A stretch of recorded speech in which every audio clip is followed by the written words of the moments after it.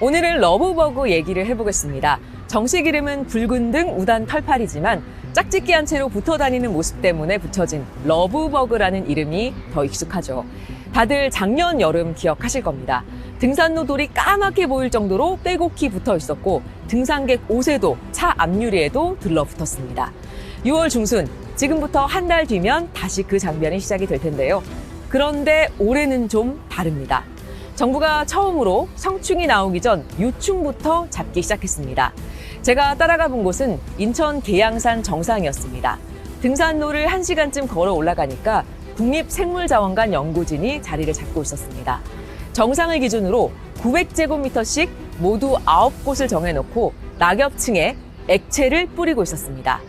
BTI라는 미생물 방제제인데요.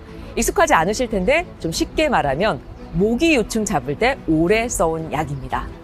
러브버그 유충을 야외에서 직접 잡기 위한 정부의 실증, 실험이 이루어지고 있었습니다.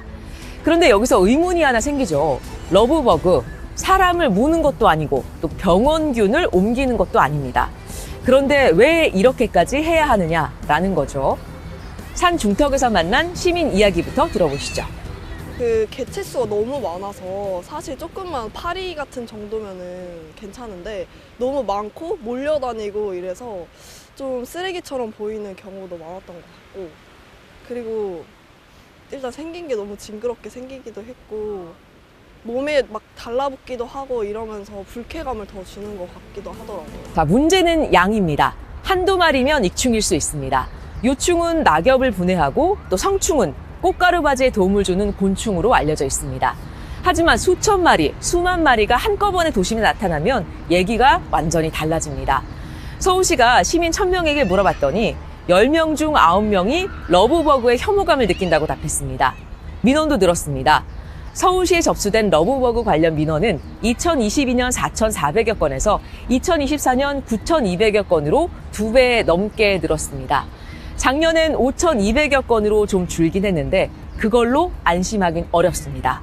민원은 줄었지만 분포 지역은 오히려 넓어지고 있기 때문입니다. 자, 얼마나 빠르게 퍼지고 있는지 한번 보실까요? 러브버그는 2015년 인천 부평구에서 처음 목격됐습니다. 2022년에는 서울 17개 구에서 대발생이 보고됐고 2023년에는 서울 25개 구 전역으로 번졌습니다. 지난해에는 경기도 18개 시까지 확산됐고 올해는 경기 북부 동두천과 연천에서도 유충이 처음 확인됐습니다. 10년 만에 서울을 지나 경기 최북단까지 올라간 겁니다.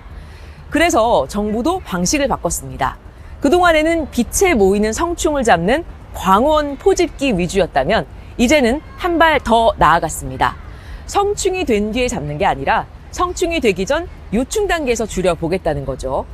연구진은 본격적인 야외 적용 전에 러브버그와 가까운 종인 검털파리로 먼저 실내 실험을 했습니다. 러브버그와 근현종으로 알려진 검털파리라는 종을 대상으로 실내 실험 진행을 했더니 48시간 내에 98%의 살충력이 나타나는 것을 확인을 하고 저희가 이제 러브버그에도 한번 실험을 해보자 그렇게 진행을 하게 됐습니다. 이번 계양산 실험은 이 실험 결과가 실제 야외에서도 통하는지 확인하는 단계입니다. 연구진은 BTI를 뿌린 지역과 뿌리지 않은 지역을 나눠서 유충수가 얼마나 줄어드는지, 나중에 성충 발생도 줄어드는지 비교할 계획입니다. 서울시도 백년산과 불암산에 BTI를 시범 살포했고요. 강서구와 양천구에는 대형 살수 드론까지 도입하기로 했습니다. 자, 한마디로 나왔으니까 잡는다에서 나오기 전에 줄인다로 바뀐 겁니다.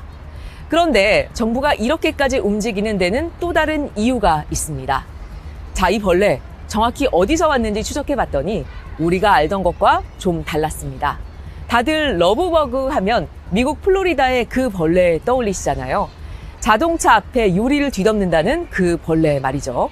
그런데 미국 플로리다 종과 한국에서 대발생하는 종은 생긴 건 비슷하지만 다른 종입니다. 한중일 연구진이 유전체 전체를 분석했는데요. 한국 러브버그는 대만이나 오키나와가 아니라 중국 북부 칭다오 개체군과 가장 가까운 것으로 나타났습니다. 연구진은 한국 개체군과 칭다오 개체군이 자매 관계에 있다고 보고 있습니다. 더 눈에 띄는 건요. 한국 개체군의 유전적 다양성이 매우 낮다는 점입니다. 아주 오래전부터 천천히 퍼졌다기보다는 비교적 적은 수의 개체에서 출발해서 빠르게 퍼졌을 가능성이 크다는 겁니다. 자, 여기서 의문이 또 하나 생깁니다. 왜 하필 지금이냐? 왜 한국에서 이렇게 대발생하느냐라는 겁니다. 학계가 주목하는 건 기후 변화입니다. 이제 지구 온난화 현상을 보면 일반적으로 곤충들 같은 경우는 이제 기온이 올라가면 더 이제 빨리 자라고 더 많이 발생을 하고 더 북쪽으로 이렇게 이동할 수 있는 가능성이 높아지기 때문에 향후에도 어떤 우리가 생각지 못한 생물이 발생할 그런 어떤 가능성은 있지만, 자, 여기서 핵심은 생각지 못한 생물이라는 표현입니다. 러브버그 하나의 문제가 아닐 수도 있다는 겁니다. 실제로 2022년 발표된 연구를 보면요, 여러 기후변화 시나리오에서 2070년까지 한국과 동중국 전역이 러브버그가 살기 좋은 지역으로 바뀔 수 있다고 예측했습니다. 일본 본토도 앞으로 정착 가능 지역으로 분류됐습니다. 그럼 플로리다 얘기를 잠깐 더 해보겠습니다. 플로리다는 우리보다 60년 먼저 러브버그 문제를 겪었죠. 1949년에 처음 기록이 됐고 1960년대와 70년대에는 멕시코만 일대에서 폭발적으로 늘었습니다. 문제가 된 건 단순한 혐오감이 아니었습니다. 러브버그가 차에 부딪혀서 죽으면 차량 앞부분에 잔뜩 달라붙는데 이 체액이 시간이 지나면서 산성으로 변합니다. 햇볕에 오래 노출되면 차량 도장면이 손상될 수 있습니다. 그래서 플로리다에서는 러브버그가 많이 나오는 시기에 빨리 세차를 하거나 미리 왁스칠을 해두라는 안내가 나옵니다. 우리 정부도 올해부터 시민들에게 비슷한 안내를 할 계획입니다. 사람을 해치지는 않지만 차량에 많이 붙었을 때는 빨리 닦아내야 한다는 겁니다. 러브버그를 공포의 대상으로 볼 필요는 없습니다.